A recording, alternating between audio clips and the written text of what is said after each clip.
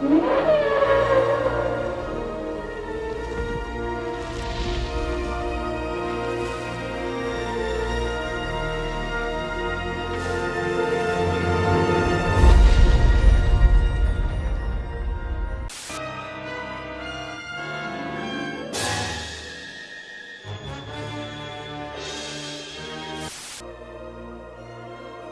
know, despite the fact that no people are getting chased by dinosaurs and no one's getting eaten off of toilets, that's one of my favorite Jurassic Park scenes of all time. I'm Big Al Holbrook and you're watching Feature from the Black Lagoon. Today, I want to talk to you guys about Jurassic Park from 1993, directed by Steven Spielberg. Jurassic Park is one of those landmark movies that really pushed the envelope whenever it came to special effects in film. Like King Kong in the 1930s, Jurassic Park wowed audiences in the theaters with its blend of storytelling and special effects. I want to explore some of these action set pieces that really astounded me as a kid. I also want to pull the curtain back and explore some of the movie magic that they used to bring these dinosaurs back to life after being extinct for 65 million years. But before we do that, let's talk a little bit about the story. Jurassic Park tells the story of multimillionaire John Hammond's dream to open a resort off the coast of Costa Rica. Except he isn't slinging plastic mouse ears and overpriced lightsaber building experiences. Nope, he's got an island full of cloned dinosaurs. However, a fatal accident involving a worker and a toothy clever girl has his investors shaking in their penny loafers. In order to reassure his sugar daddies, Hammond invites 3 scientists to inspect the park and prove that it's safe for the future guests. These scientists include paleontologist Alan Grant, paleobotanist Ellie Sattler, and mathematician Ian Malcolm. Chaotician, actually. He even invites his grandkids along just to annoy the piss out of the movie viewer. As the guests are on the tour of the park, part-time computer programmer and full-time asshole Nedry, cuts the power to the park just so he can steal some dino embryos for a little corporate espionage. When the power gets cut, the dinos are free to roam the island, stranding Dr. Grant and the 2 brats out in the park. The first couple scenes I want to explore involve the Tyrannosaurus Rex, or the T-Rex, or Rexy, whatever you prefer, who really is the star of the movie. Steven Spielberg said it himself. Where's the goat? Where's the lamb sauce?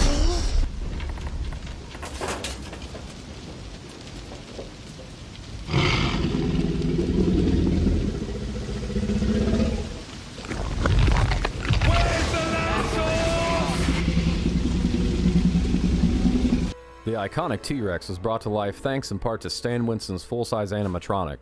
Although there were a few hiccups with the 9,000-pound beauty, they had a much easier time than when Spielberg tangled with the mechanical sharks from Jaws. CGI has come a long way since this movie's release, but I would prefer the animatronics from this film over Thanos' ballsack chin any day. In addition to the animatronics, they had planned on using Phil Tippett's Go Motion animation for the more complex action scenes. Go Motion was a step up from the traditional stop-motion techniques. Stop motion involves taking an articulated armature or model that was posed, then photographed. The animator then moves the armature slightly and takes another photo. The photos played in order create the illusion of movement. Go Motion took this process a step further and added motion blur to the individual frames, which made the movement seem more fluid. However, Spielberg ultimately opted for CGI, or computer-generated imagery, after being approached by Dennis Muren of Industrial Light and Magic. ILM was founded by our favorite turtleneck nerd, George Lucas. Spielberg was sold after seeing an animation of a herd of skeletanosaurs running across the field. Although Tippett's animation was pushed to the wayside, don't feel too bad for him. A special digital input device was created to allow Tippett and his team to assist in creating realistic movement for the dinosaurs. The 2 teams combined managed to snag an Academy Award for their work. Not too shabby for a bunch of nerds.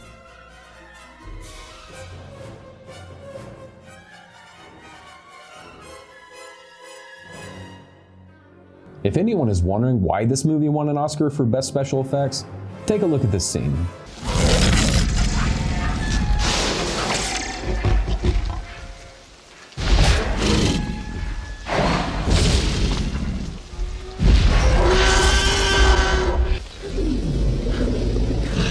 In 48 hours, I'll be accepting your apology.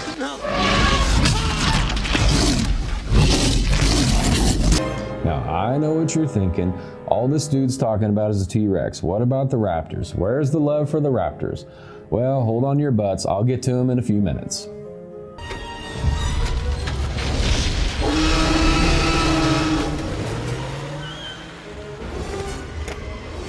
Must go faster.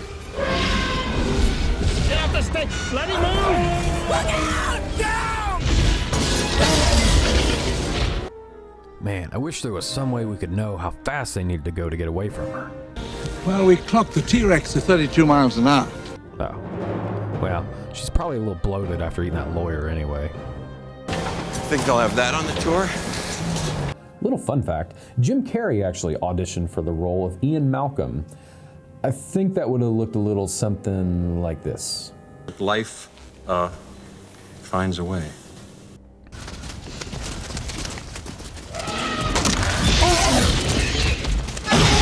Man, she's probably trying to get that taste of lawyer out of her mouth. All right, thank you for your patience. Let's talk about raptors. Ah, the old Velociraptor in the box scene. It's probably one of the most badass movie openings of all time. I mean, it's got guns, dinosaurs, and Robert Thunder Thighs Muldoon. This scene really solidified Spielberg as my favorite movie director. Dude really knows how to build tension. Imagine seeing this for the first time and not knowing what the hell is in that box. It really shows you just how much restraint Spielberg has. Of course, he also showed great restraint while making Jaws. You don't really get a clear shot of the shark until almost the third act. I'm sure it had nothing to do with the fact that the mechanical shark was basically a turd with fins. And push! Push, push, push. Come on. Don't you just hate when your boss micromanages? James, step away! Gatekeeper! Joffrey, raise the gate!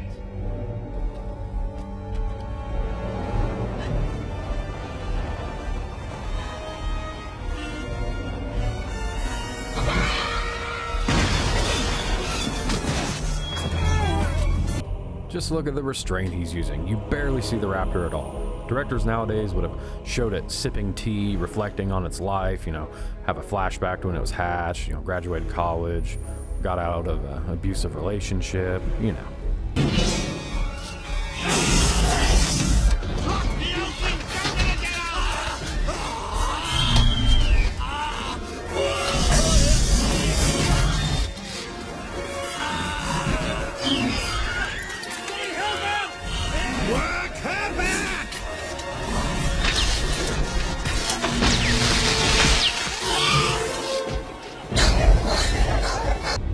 If Muldoon would have been thinking, he would have put Joffrey in like a leg lock or something. There's no way that Velociraptor could have pried him away from those tree trunks.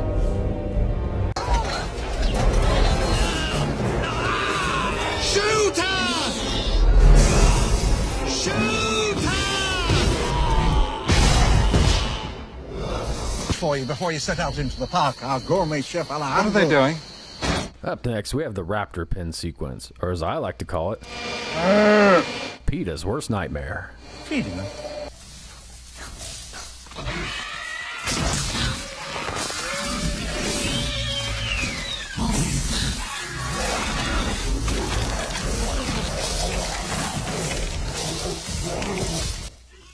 The way those raptors attacked that cow, I would have thought they had beef with him.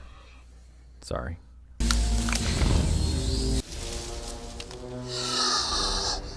Clever girl. Again, I think this situation could have been remedied by a leg lock. Despite the T-Rex being the most menacing dinosaur on the island, the raptors really are the main antagonists of the movie. And the raptors in the kitchen scene really shows off that blend of CGI and practical effects that they used that was so successful. I only wish they would have kept in the scene from the book where Henry Wu is disemboweled by the Velociraptors. Not because I think it would be a great scene, but it would save us from having B.D. Wong play a villain in Jurassic World and Jurassic World Fallen Kingdom. Or, you could just not make him a villain. One thing I really don't understand is when people criticize this movie, they always go back and they say that it's the acting, that the acting is mediocre. Sam Neill, Laura Dern, Jeff Goldblum, Richard Attenborough. Mediocre! You know what I say to that? That is one big pile of shit. The last scene I want to talk about is Newman getting eaten by the Dilophosaurus. Jambalaya. Okay, Dennis Nedry getting eaten by the Dilophosaurus. But come on, everybody knows it's Newman. Do it. Come on, Dennis.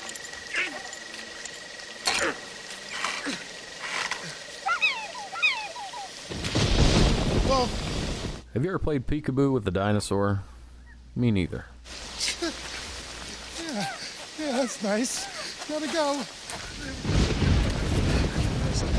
Since the Dilophosaurs were a no-show on the tour earlier, this is the first time the audience actually gets to see one. And it doesn't look very impressive, does it? Oh, nice boy. Nice dinosaur. Oh. Holy shit!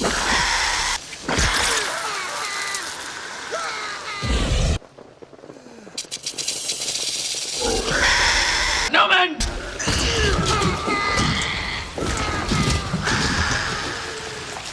Mud effects provided by Skyline Chili. Now I just want to take a moment and mention just how damn good John Williams' score is to this film. I mean, he scores the ever-living shit out of this movie. Welcome to Jurassic Park.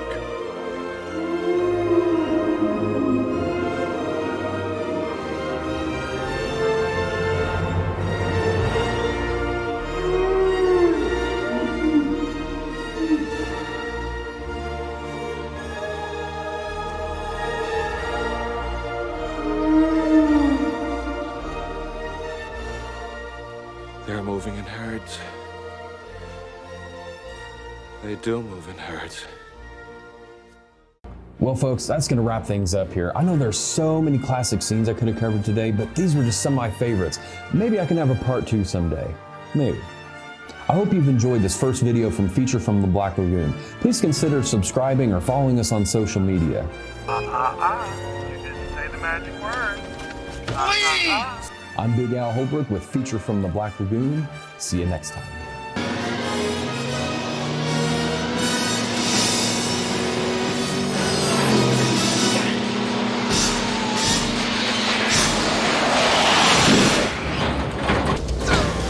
Think they'll have that on the tour?